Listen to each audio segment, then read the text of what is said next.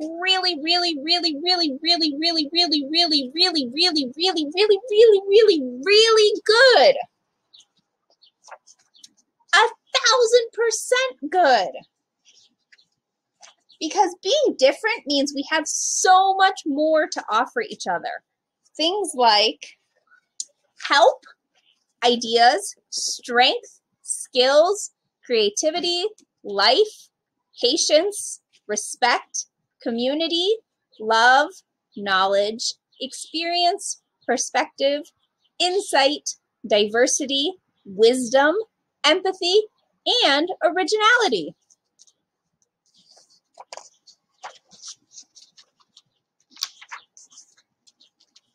That whole being different thing, it makes us better, much better.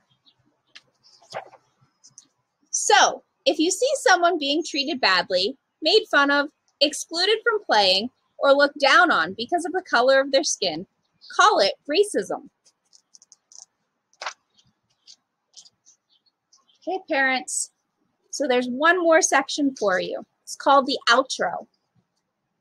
This says, now that you've made it to the end of the book, what comes next?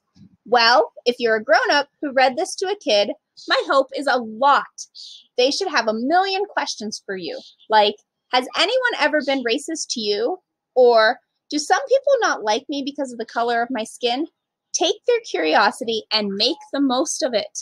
I can promise you that you are more afraid than they are to talk about racism. So talk about your experience with racism or that of your friends. Talk about our country's history and the civil rights movement.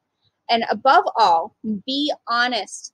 Kids are ready and willing to learn about tough things. If only the grown-ups present in their lives are willing to talk about them.